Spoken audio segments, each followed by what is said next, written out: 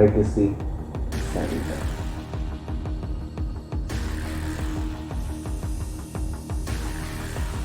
We are so glad to have you this week on our online service. So be focused, prepare your heart, mind, body, and soul.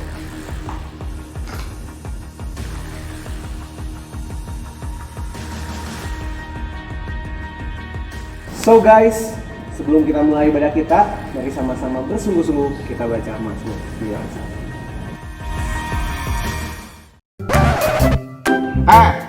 Mau di skip ya? Jangan di skip kali.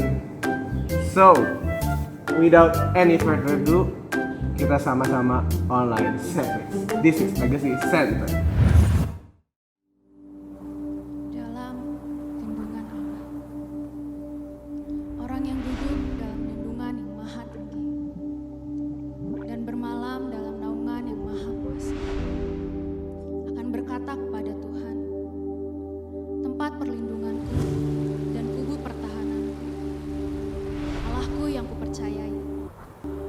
Sungguh, dialah yang akan melepas engkau dari jerat penangkap burung, dari penyakit sampar yang busuk.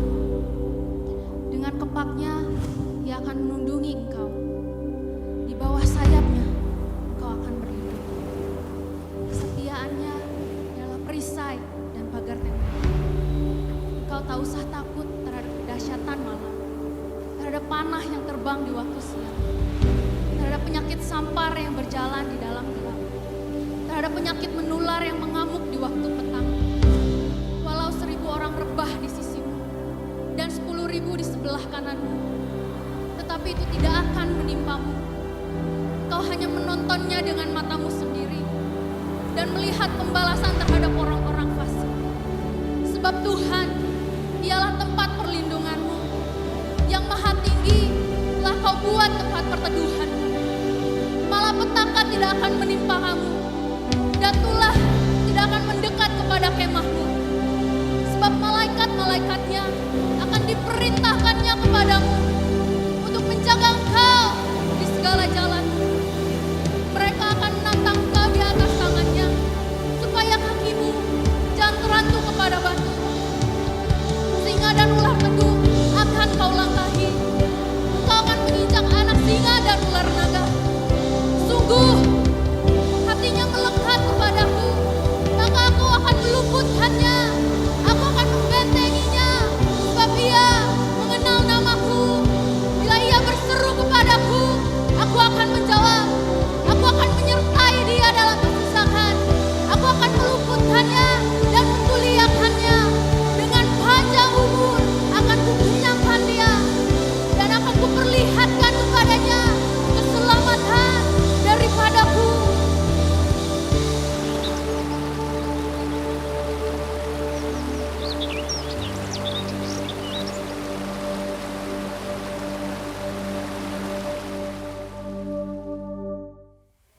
Halo Center, welcome to church. Are you ready to worship God? Yes. Sama-sama bertepuk tangan, come on.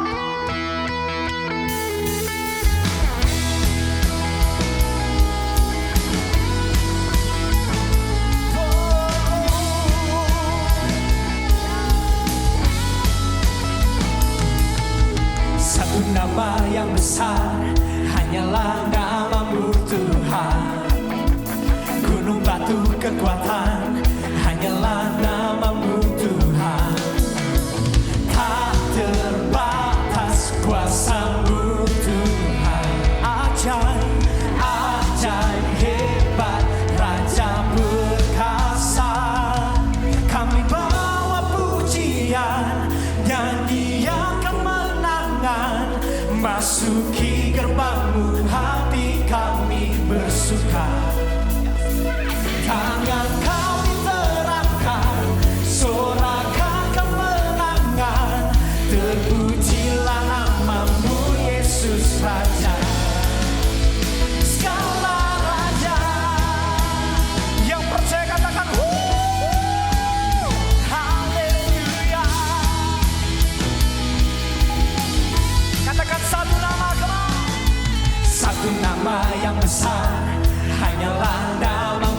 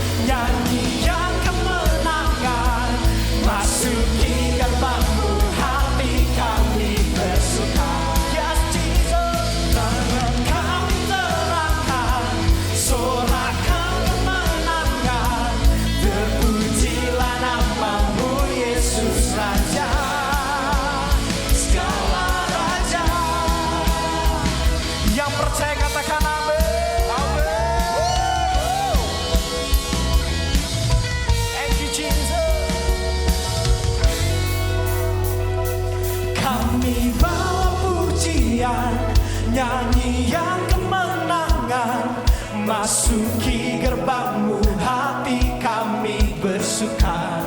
Tangan kami ya Tuhan, tangan kami terangkat, sorakan kemenangan, terpujilah namamu Yesus Raja. Kami bawa pujian, nyanyian kemenangan, masuki gerbangmu, hati kami bersuka. Doa kami Tuhan, tangan kami terangkat, sorakan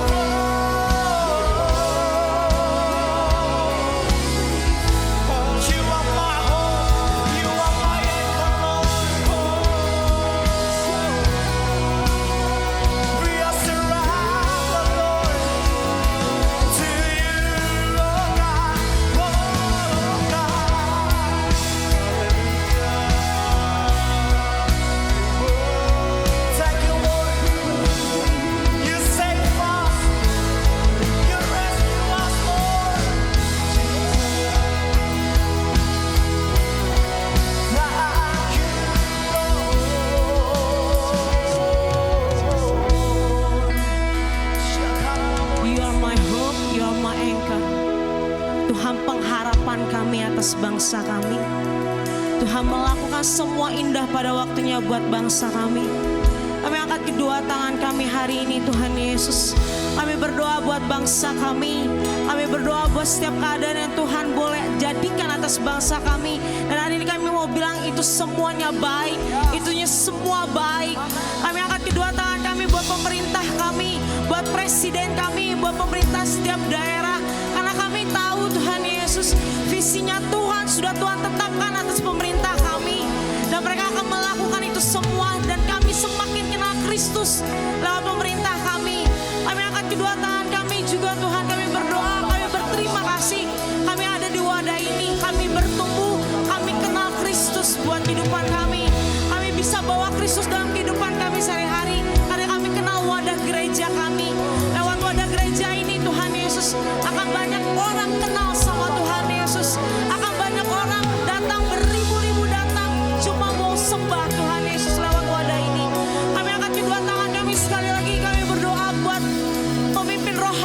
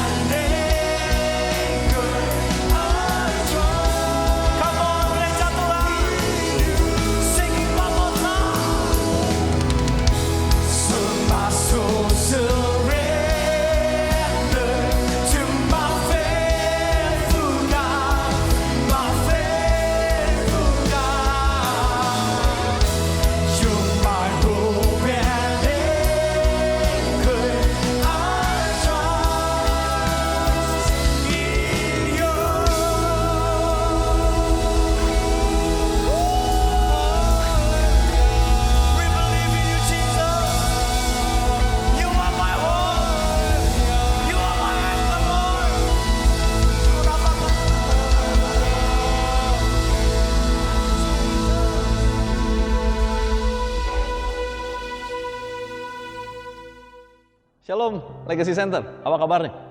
Hari ini kita sama-sama belajar firman Tuhan, bicara mengenai satu topik yaitu iman. Yang saya beri judul, inikah yang namanya iman? Mari sebelum kita masuk firman Tuhan, kita berdoa. Bapa, kami bersyukur untuk firman Tuhan yang akan kami terima. Biar Kau sendiri urapi setiap kami, urapi firman-Mu, terlebih urapi mulut bibir hamba-Mu ini. Biar setiap firman yang masuk dalam kehidupan kami boleh berakar, bertumbuh dan berbuah. Dan jadikan tanah hati kami adalah tanah hati yang subur untuk siap menerima setiap taburan firman-Mu. Kami percaya waktu firman ini dilepaskan, ada kuasa otoritas Tuhan yang dicurahkan, sehingga yang sakit kami disembuhkan, yang lemah kami dikuatkan, yang putus asa kami punya pengharapan, yang susah Tuhan hiburkan, dan mujizat-Mu terjadi untuk setiap kami yang membutuhkan. Terima kasih Bapa, biar kuasa kehidupan dan kuasa kebangkitan Kristus mengalir memerintah atas setiap kami, di dalam nama Tuhan Yesus Kristus. Haleluya, amin. Saudara, bicara mengenai iman, ada satu ilustrasi yang baik sekali bicara mengenai percaya. Ada dua orang malaikat diutus ke bumi, yang satu malaikat senior, yang satu malaikat yang junior. Dan waktu diutus ke bumi, mereka harus datang ke dua jenis keluarga. Keluarga yang berada dan keluarga yang kurang berada. Dan waktu pertama kali mereka masuk ke dalam rumah orang yang berada, orang yang kaya raya. Orang yang kaya raya itu menyambut dengan biasa saja. Lalu mereka diberikan satu kamar. Kamar yang ada di basement, tempatnya dingin, lembab, dan sebetulnya kurang layak untuk ditinggali. Lalu pada waktu malam, malaikat yang junior ini memperhatikan malaikat yang senior ini lagi mengerjakan sesuatu di rumah orang kaya tersebut. Di basement rumah orang kaya tersebut banyak lubang-lubang, dan si malaikat senior ini mulai tutup lubang-lubang itu. Lalu diperhatikan sama yang junior ini, dan yang junior ngomong sama yang senior, ngapain sih? Udah tahu keluarganya juga gak welcome sama kita, keluarganya juga arogan, ngapain ditolong? Gak pantas kali. Tapi malaikat yang tua bilang begini, yang lebih senior, apa yang kamu lihat tidak seperti yang kamu lihat. Besoknya mereka berkemas, mereka pindah ke keluarga yang lain. Di keluarga yang satunya ini adalah keluarga petani yang hidup dengan sangat-sangat sederhana. Bukan orang yang berada, tetapi mereka adalah hidup dengan sederhana. Lalu waktu kedatangan dua malaikat ini, petani ini begitu bahagia, begitu sukacita, dan diberikan kamar yang terbaik buat kedua malaikat ini. Kamar utama. Bahkan si petani dan istrinya pindah kamar yang kecil. Dan waktu diberikan, disuguhkan, ada sukacita yang luar biasa. Malam hari mereka beristirahat, pagi hari terdengar sebuah tangisan. Ada teriakan, dan ternyata sapi yang dimiliki oleh keluarga petani ini satu-satunya sebagai sumber mata pencarian untuk membantu mereka membajak tanah, mati. Lalu malaikat yang junior tanya sama malaikat yang senior yang lebih tua, kemarin di rumah orang kaya itu yang gak layak ditolong, kamu malah sibuk tolong dia. Sekarang keluarga ini layak banget untuk ditolong, dia keluarga yang baik, tetapi kamu kenapa membiarkan sapinya mati? Itu satu-satunya alat untuk membantu sumber mata pencariannya. Malaikat yang senior kembali tersenyum dan berkata, apa yang kamu lihat tidak seperti yang kamu lihat. Lalu malaikat yang senior mulai bercerita. Kemarin waktu di rumah yang kaya, aku sibuk menutup lubang-lubang di basement rumah orang kaya tersebut. Kenapa?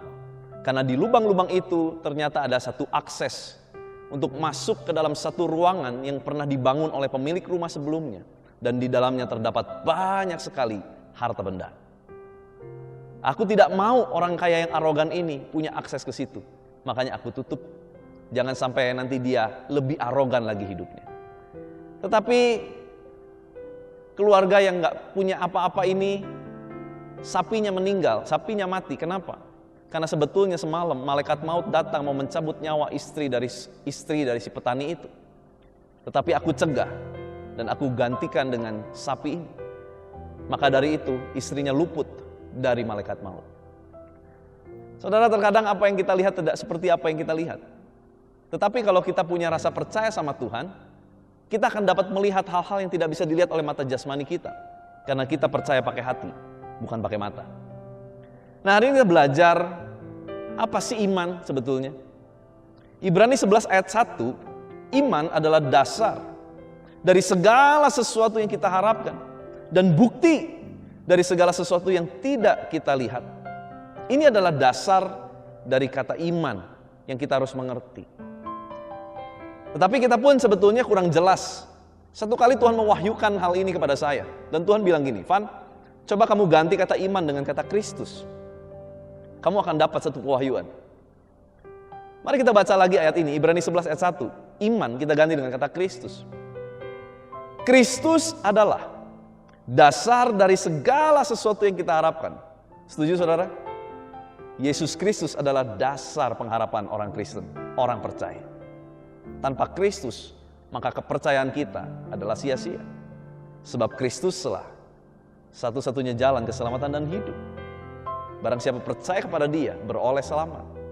Kristuslah dasar dari segala sesuatu yang kita harapkan. Dan Kristus adalah bukti dari segala sesuatu yang tidak kita lihat. Saudara, tidak ada seorang pun pernah lihat Kristus untuk kita yang tinggal pada zaman ini. Tetapi inilah dasar kita.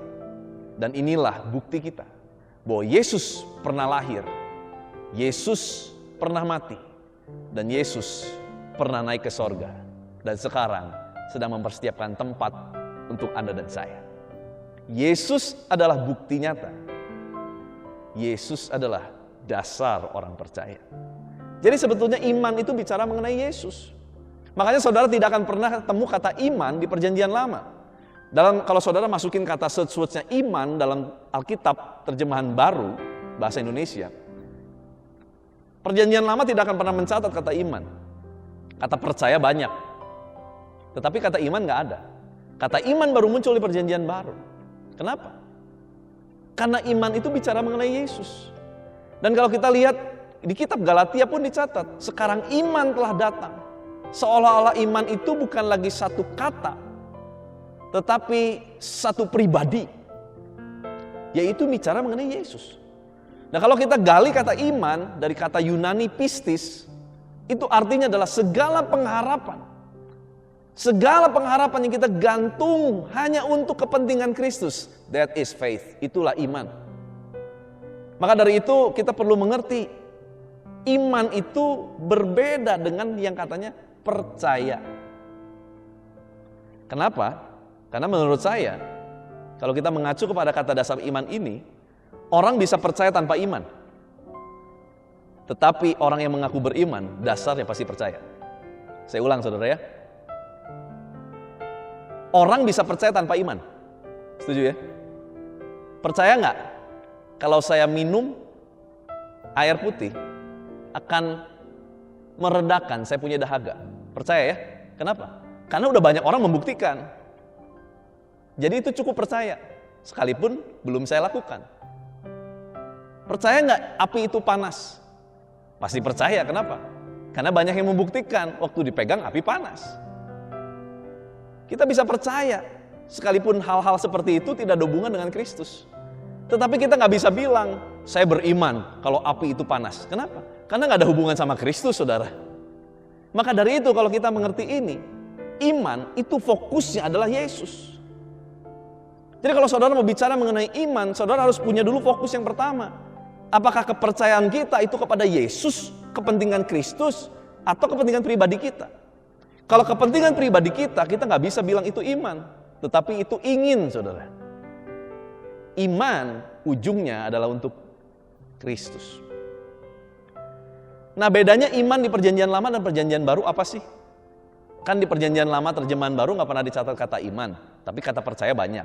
Ya, bedanya gini saudara.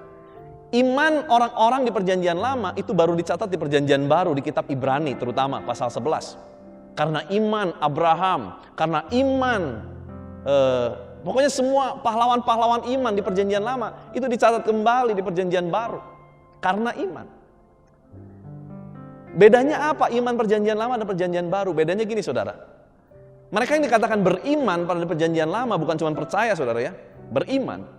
Mereka dengan yakin bahwa satu hari akan muncul Kristus atau Mesias yang akan menyelamatkan orang-orang Israel. Itulah iman orang-orang di perjanjian lama. Bahwa satu hari kelak akan ada seorang yang disebut Kristus atau Mesias yang akan turun ke bumi ini untuk menyelamatkan setiap orang. Itu iman perjanjian lama. Bagaimana dengan orang-orang di perjanjian baru?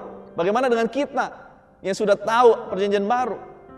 Iman kita adalah kita percaya bahwa Yesus pernah lahir, mati di kayu salib, bangkit dan naik ke sorga, menyediakan tempat buat saudara dan saya. Dan satu hari kelak dia akan datang kembali. Itulah iman perjanjian baru, saudara. Maka dari itu kalau kita mau bilang iman, kita harus pastikan ujungnya adalah untuk kepentingan Kristus. Saudara, saya mau ajak kita belajar dari 2 Timotius 1 ayat 5 sampai 8. Ada banyak iman yang dicatat.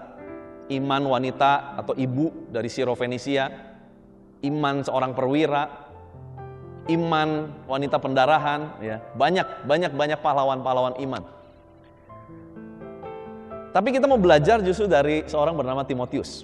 Saya kasih judul ini justru adalah iman masa muda. Iman masa muda. 2 Timotius 1 ayat 5 sampai 8 berkata, sebab aku teringat akan imanmu yang tulus ikhlas, yaitu iman yang pertama-tama hidup di dalam nenekmu Lois dan di dalam ibumu Eunike, dan yang aku yakin hidup juga di dalam dirimu. Ini perkataan Rasul Paulus kepada muridnya atau kepada anak rohaninya, yaitu Timotius. Timotius adalah anak muda yang menjadi sosok pemimpin di umur yang masih sangat muda. Dan dia banyak sekali mengalami masalah. Kenapa? Karena dia merasa ya banyak orang mencibir dia karena dia masih terlalu muda. Nah, dilanjutkan ayat berikutnya. Karena itulah kuperingatkan engkau untuk mengobarkan karunia Allah yang ada padamu oleh penumpangan tanganku atasmu.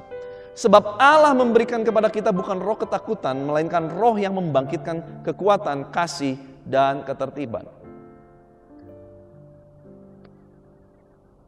Saudara, kalau kita belajar tentang pengungkapan iman masa muda ini, dikatakan iman yang tulus ikhlas. Kata tulus dalam terjemahan Yunani anupokritos atau unfeigned, diterjemahkan sebagai tanpa kepura-puraan. Iman yang tulus, iman yang tanpa kepura-puraan. Saudara, mari kita cek dalam kehidupan kita. Apakah iman kita adalah iman yang tulus atau iman yang pura-pura? Atau kita berusaha pura-pura gini, saudara ya? Kita harus uji sampai ke lubuk hati kita yang paling dalam. Udah pastor, udah diuji. Uji lagi. Udah, uji lagi. Sampai betul-betul kita yakin udah dalam banget kita uji. Sampai ke motivasi yang paling dasar. Dasar iman kita itu apa? Apakah kita sedang beriman untuk pasangan hidup? Kalau ya, kemana mata kita arahkan? Kepada wanita yang cantik, laki-laki yang keren, laki-laki yang ganteng, atau kepada kehendak Tuhan atas hidup kita? Kalau kita yakin, oh enggak, saya pasti ini untuk Tuhan, supaya nama Tuhan dimuliakan melalui pasangan hidup saya. Cek lagi, betulkah motivasi kita itu? Atau ada kepura-puraan? Atau ada motivasi lain? Biarlah iman kita menjadi iman yang tulus, dan kita arahkan iman kita itu kepada Kristus, bukan untuk kepentingan kita. Iman yang berisi kepura-puraan itu juga bisa bicara mengenai iman yang bermuka dua. Artinya, di hadapan orang kita bisa tampak sangat kokoh beriman, tetapi kehidupan sehari-hari kita dengan Tuhan tidaklah demikian. Kita bisa banyak ngomong tentang Yesus, seolah-olah pandangan kita kepada Kristus, tetapi kehidupan kita di luar dari ucapan kita sangat jauh bertentangan dari firman Tuhan. Itu pun namanya iman yang bermuka dua, iman yang pura-pura. Saudara, kekhawatiran adalah lawan dari iman. Sebab saat kita mulai khawatir, artinya kita nggak percaya kepada kuasa Tuhan. Memang ini nggak mudah ya, karena gampang banget tuh ngomong gini, udah jangan takut, jangan khawatir. Itu ngomongnya gampang, tapi prakteknya susah setengah mati. Betul. Tetapi biarlah kita mengerti, kalau kita mulai khawatir, artinya iman kita mulai goyah. Jadi harus bagaimana? Minta sama Tuhan, Tuhan berikan aku kekuatan, berikan aku kemampuan. Biarlah itu yang terus menjadi doa kita. Kita nggak bisa mengandalkan kekuatan kita sendiri untuk terus bisa beriman sama Tuhan. Tapi kita andalkan Tuhan untuk terus menambah-nambahkan kepada iman kita kekuatan yang baru. Jangan lagi kita punya kedok-kedok rohani supaya tampak beriman. Biarlah kita datang sama Tuhan, sungguh-sungguh kita minta ampun. Tuhan ampuni kalau selama ini aku cuma pakai kedok rohani, padahal di dalam aku rapuh. Jadilah diri kita sendiri apa adanya di hadapan Tuhan, dan mulai mintalah Tuhan penuhi hidup kita dengan iman yang sejati. Dan dikatakan iman yang nyata, iman yang tulus, iman yang nyata. Arti nyata adalah iman kita itu dibuktikan melalui perjalanan hidup kita dengan Tuhan. Sekarang kita banyak ngalami masalah, ya, namanya hidup pasti punya banyak masalah. Tetapi waktu kita jalanin masalah itu bersama dengan Kristus, itu yang menjadi titik penentu, kita jalanin dengan iman atau enggak. Kalau kita jalanin dengan iman, maka waktu kita jalanin, pasti ada tindakan nyata iman. Tindakan kita mulai percaya. Minimal dengan mulut kita mulai belajar untuk ngomong, Tuhan, aku percaya. Itu udah tindakan satu, yang paling dasar, paling gampang. Dengan mulut kita mengucapkan, aku percaya. Banyak hal lain lagi. Nanti makin jalan, kita akan melihat lebih banyak lagi. Ya saudara, satu kali saya ditipu habis-habisan. Semua tabungan saya habis oleh orang yang saya sangat percaya, rekan pelayanan pula gitu ya. Tapi saya alami hal-hal yang ajaib saudara ya. Waktu saya kena tipu, saya nggak punya lagi tabungan untuk membayar biaya asuransi anak saya. Waktu itu saya udah punya anak, kembar, 2. Dan saya mau bayar tuh saya nggak punya uang saudara. Itu saya tahu saya ditipu Januari, Juli saya harus bayar. Tapi saya mulai terus melangkah, percaya bahwa Tuhan akan sediakan. Tiap kali kalau istri saya tanya, gimana ya?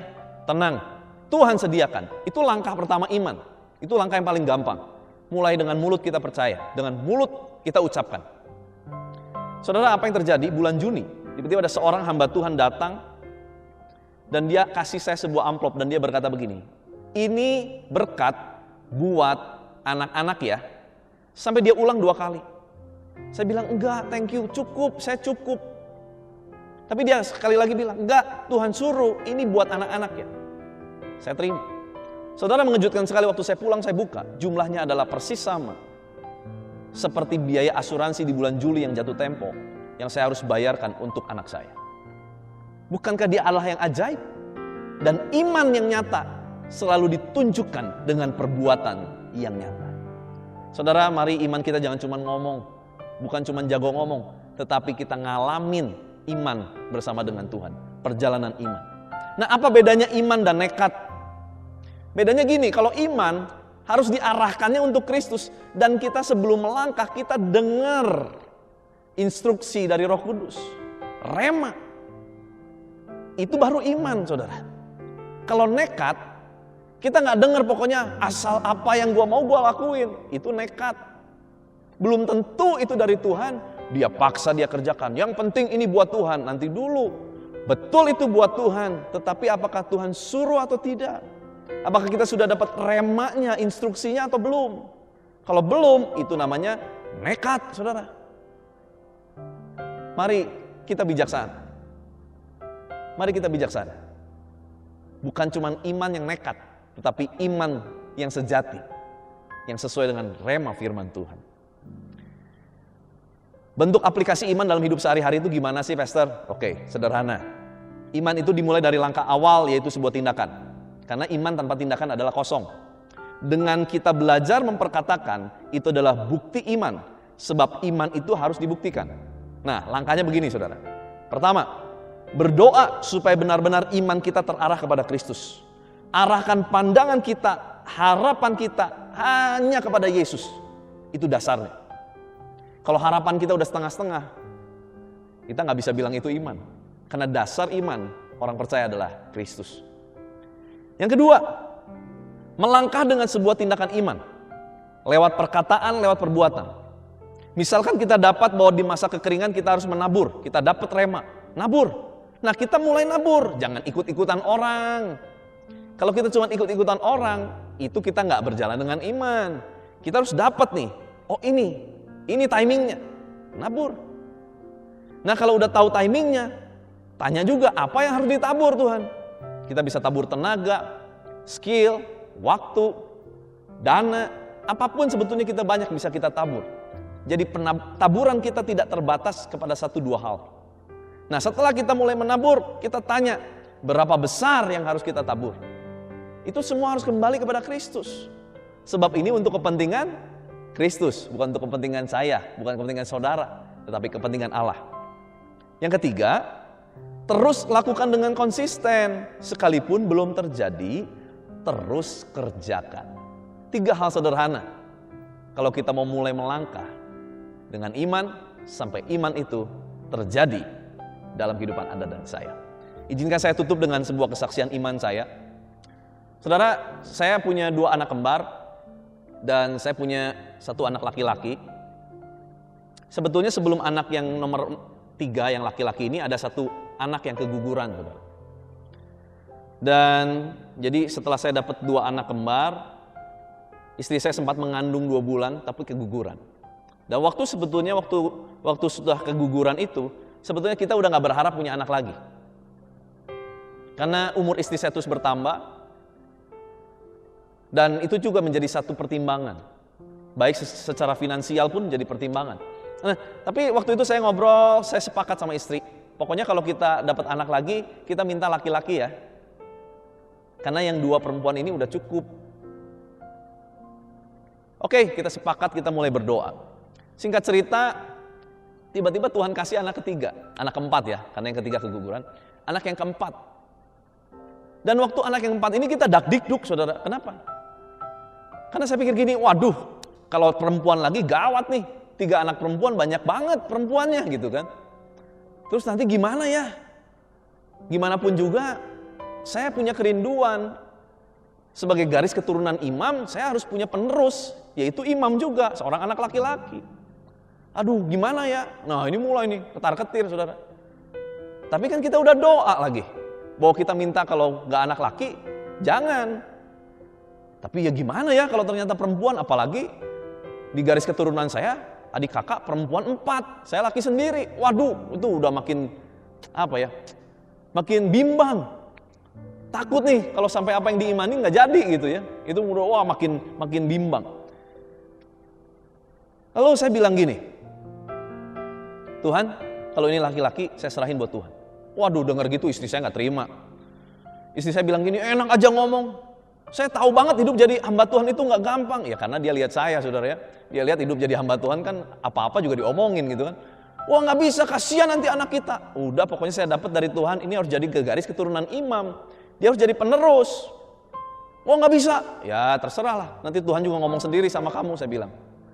Nah, singkat cerita dia pun akhirnya dapat dari Tuhan. Dia dapat begini. Sama seperti Hana berdoa untuk minta Samuel. Demikianlah kamu harus berdoa. Waduh, di situ dia ngerti, oh ini anak harus diserahkan untuk Tuhan. Jadi dasarnya begitu, saudara.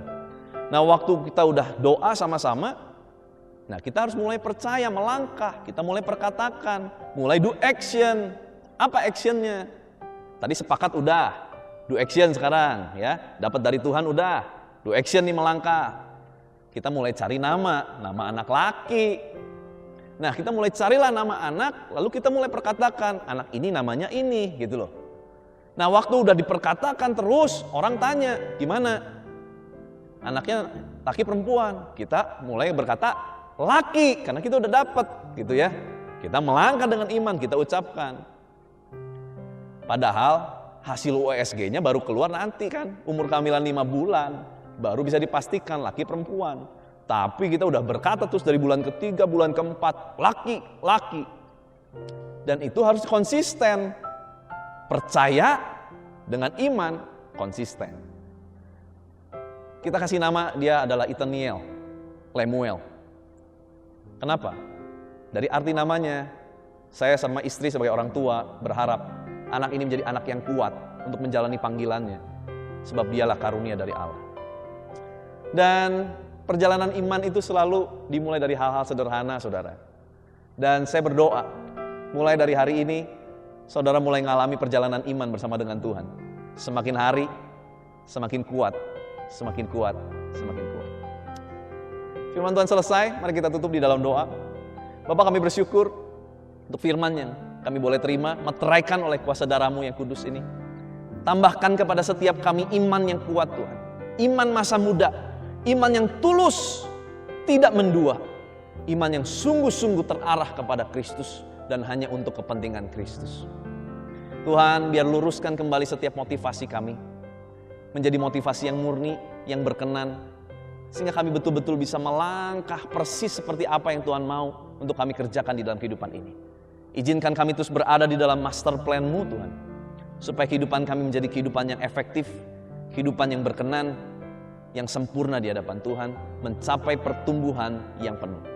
Terima kasih Bapa, saat ini hamba-Mu berdoa buat setiap jemaat-Mu, siapapun yang mendengarkan, mereka yang sedang sakit, Tuhan jamah sembuhkan. Bangkit iman-Mu, Tuhan sudah menyembuhkan-Mu, bilur darah Yesus menyembuhkan-Mu. Mereka yang sedang terpuruk, Tuhan bukakan setiap jalan yang mereka butuhkan. Hiburkan yang susah hati, berikan kekuatan yang baru. Bangkitkan iman-iman yang sudah mulai goyah, iman-iman yang sudah mulai patah. Bangkitkan di dalam nama Yesus, menjadi iman yang teguh, iman yang kokoh. Bersama dengan Kristus, moving forward, berpikir ke depan untuk rencana Tuhan terjadi sempurna atas hidupan kami. Terima kasih Bapak. Berkati semua jemaat-Mu Tuhan, baik dalam usaha pekerjaan, studi, mungkin yang sedang mengalami ujian akhir, Tuhan campur tangan. Berkati, sekalipun secara online, banyak hal-hal yang berubah, Tuhan berikan kemampuan. Berikan hikmat marifat sorga, sehingga bukan hikmat dunia. Seperti firman, takut akan Tuhan adalah sumber pengetahuan. Biarlah itu yang kami pegang. Terima kasih Bapak, berkati semua Tuhan, jemaat-Mu. Baik yang bekerja, dalam perjodohan, dalam kesehatan, iman kerohanian, Tuhan berkati. Terima kasih Bapak. Dan kalau sebentar kami akan berpisah satu dengan yang lain, kami membuka tangan kami, membuka hati kami. Terimalah berkat dari Bapa di sorga, cinta kasih Tuhan Yesus Kristus, terus memenuhi dengan Roh Kudus menyertai saudara dan saya. Mulai dari hari ini, Maranatha, bahkan sampai selama-lamanya. Yang sudah menerima berkat Tuhan sama-sama kita katakan, amin. Tuhan Yesus memberkati.